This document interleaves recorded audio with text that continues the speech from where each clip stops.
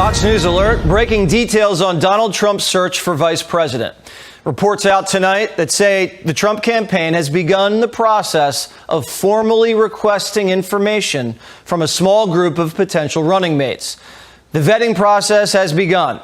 The potential candidates are North Dakota Governor Doug Burgum, Florida Senator Marco Rubio, and Ohio Senator J.D. Vance. The VP stakes are heating up. We now know who exactly Trump is considering for the VP slot, and it has social media exploding. We're going to take a look at the latest. And then... Now this looks like a job for me, so everybody just follow me, because we need a little controversy, because it feels so empty without me. I said this... He's back! A political earthquake rocks the UK. Nigel Farage and the Reform Party are poised to overtake the pathetic and bumbling Tories for their upcoming national election. We're going to see what's behind this incredible surge and what it means for the future of UK politics. You're not going to want to miss this. Hey gang, it's me, Dr. Steve, your Patriot Professor, here to help you stay sane in these insane times. So make sure to smack that bell and subscribe button, and let's dive right in. And then there were 7, or perhaps 4, or some are arguing 3. It's being widely reported that Trump has sent out vetting paperwork to a number of potential VP candidates, as many as 7. That list of 7 includes North Dakota Governor Doug Burgum, Florida Senator Marco Rubio, Ohio Senator J.D. Vance, one of my personal favorites, I might say, South Carolina Senator Tim Scott, boo, Florida Congressman Byron Donalds, who I also like, New York Congressman Elise Stefanik, and of course, Ben Carson. Now, let us know who you are supporting for VP in the comments section below. There are reportedly 2 other lists that are more whittled down and refined. WND is reporting that there's a top 4 in consideration: Burgum, Rubio, Scott, and Vance. And other sources, including, as you just saw, Fox News, are reporting that it's actually coming down to a top 3, Burgum, Rubio, and Vance. The others have been vetted, but not to the same level as Burgum, Rubio, and Vance. I'm going to give you my take here. I'm curious to what you think, but I think Tim Scott's way too much of a neocon establishment Republican. I think he would be a disaster. And that appears to be a growing consensus here. There's a whole hashtag campaign on X, not Tim Scott. So I don't think it's going to be him at this point. There also, of course, appears to be a lot of concerns surrounding Rubio. Rubio's been way too willing to work with establishment Republicans in the past. The one thing, though, is he is willing to fight on behalf of Trump. He does push back hard against the feckless and fledgling legacy media and their pathetic left-wing antics. So I'll give that to him. Interestingly, what's the one name that's not on that list? Did you catch it? Ron DeSantis. Now, it's not final, but it is interesting. DeSantis is not on that list. When originally word on the street was several months back that ticket had already been agreed to, Trump DeSantis. This was before DeSantis reneged on that and launched his own disastrous political campaign and presidential campaign. And that's when he aligned himself with the neocon establishment and basically destroyed his future political prospects. Now, we've talked about this before, but it's very important to underscore. The key to Trump's choice as VP is he's got to find someone more radical than himself. Someone that the powers that be in the Washington establishment fear more than Trump. That's Trump's insurance. Otherwise, if Trump picks somebody like Tim Scott that the establishment likes and believes is one of them, Trump won't make it out of the inauguration without being impeached for a 3rd time. Right? This is the one thing Joe Biden has going for him. The only reason why he's still in office is because the establishment fears Kamala's utter incompetence more than Biden's dementia. And of the available choices, I think the ones that fit the bill is J.D. Vance. I think they're terrified of Vance. And perhaps Byron Donalds. Everyone else, I have to say, I think fits too comfortably with the Republican and Washington establishment. What do you guys think? Who's not there that you would like to see get the vetting papers? I've heard the name General Mike Flynn, who I've had the honor of meeting. He's a wonderful man. I think he would be amazing. Who would you like to see? Let us know in the comment section below. Gang, you know I show up here each and every day because I want to help you think better so you can live better. So when I came across an alternative to a bad habit, I had to share it with my friends, and that means you guys. And even better, this alternative is fun and enjoyable. What am I talking about? It's called Fume. It's actually flavored air, and it's quickly becoming the fantastic alternative to those old habits we all know too well. Fume is an award-winning flavored air device, and its flavoring is absolutely exceptional. This guilt-free option has tons of non-toxic flavors to choose from crisp mint or orange vanilla. Think of it more like herbal tea that's absolutely delightful and wonderful for you at the same time. The best part about Fume is that it fills that void when you're trying to kick the bad habits, and it's so important as we fight the left and their agenda to destroy America. If we're healthier and stronger, they simply can't control us. Why not give Fume a try? They're continuously investing in third-party studies to ensure the safety and quality of their products, and they're backed by real doctors here in the USA. Fume can be used anywhere. It's enjoyable to hold and enjoyable to taste. Each draw of flavor into your mouth is another chance to live a healthier life that all courageous patriots should be aiming for. Fume has served over 300,000 customers, and you're next. For a limited time, use my code Steve Turley to get your free Fume base when you order the Journey Pack. It's the all-new magnetic stand for your Fume device. Head on over to tryfume.com. That's tryfume.com, and use code Steve Turley or scan the QR code on the screen to get your free Fume base when you order your Journey Pack today. Trust me, folks, you won't regret the swap. Every small choice we make is another step to making America great again. I can't let down those millions of people. I simply can't do it. It'd be wrong.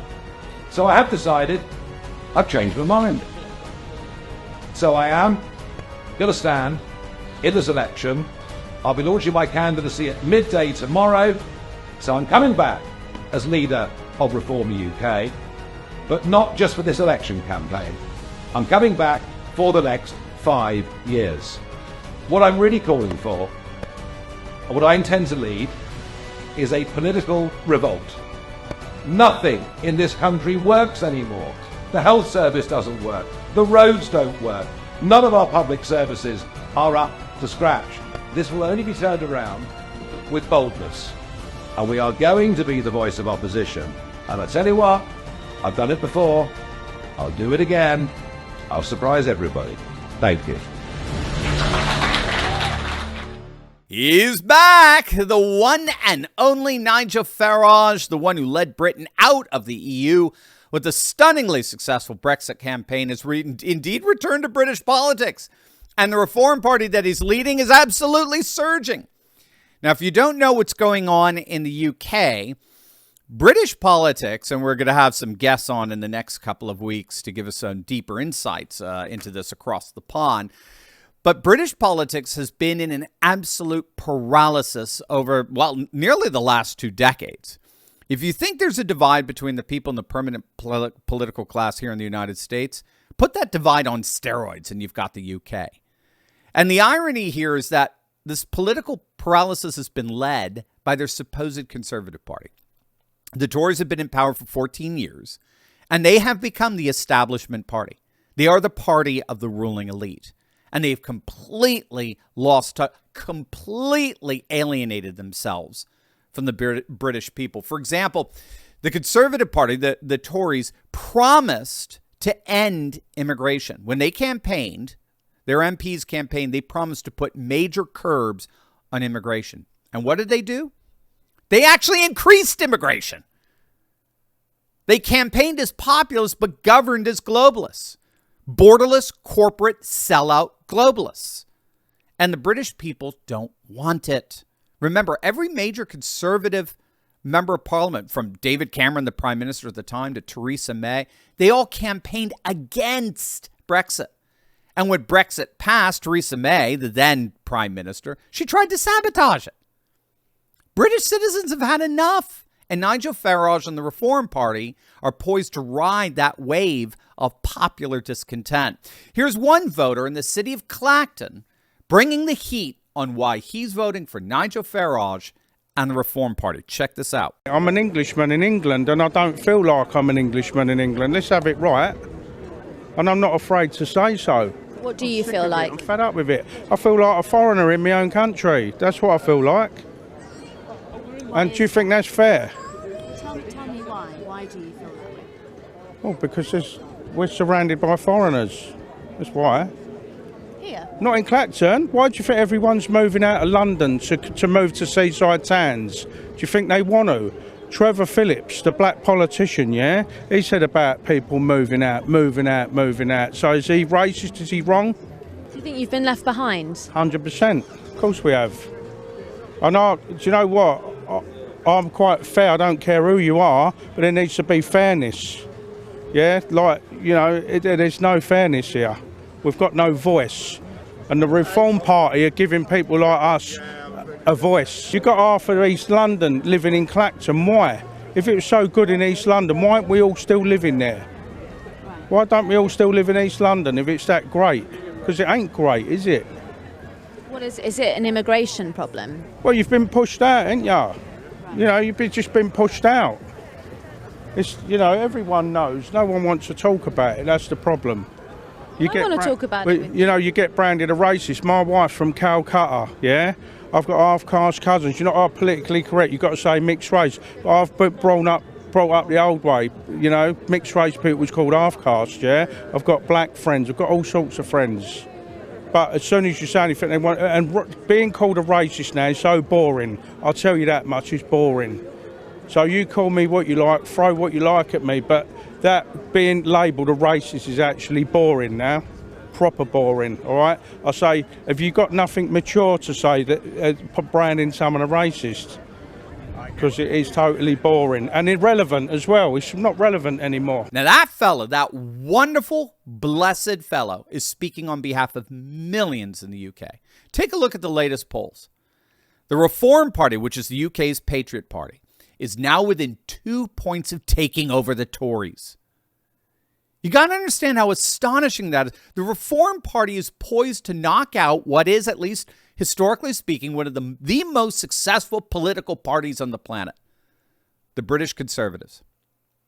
And this is largely because of the massive political shift. We talked about this yesterday in our video on the upcoming European elections this weekend.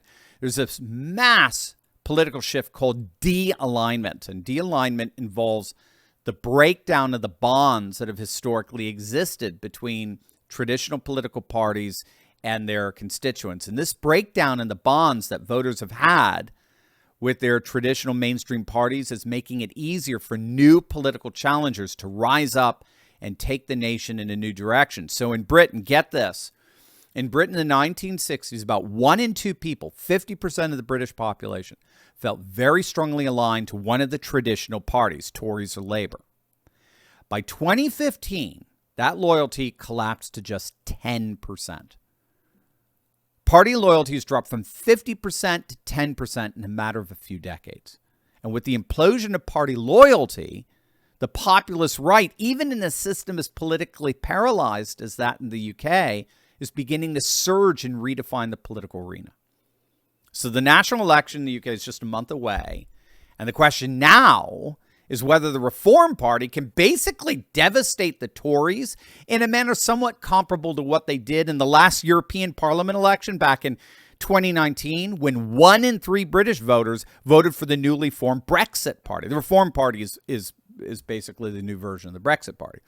But the Tories were pummeled in that European Parliament election. I think they came in 5th place. It was an absolute political disaster. Granted, it was a European election, right? It was not domestic. This was before the UK officially pulled out of the EU. But it does demonstrate the potential power for a populist coalition in the UK. 1 out of every 3 voters is a massive, massive coalition in the making.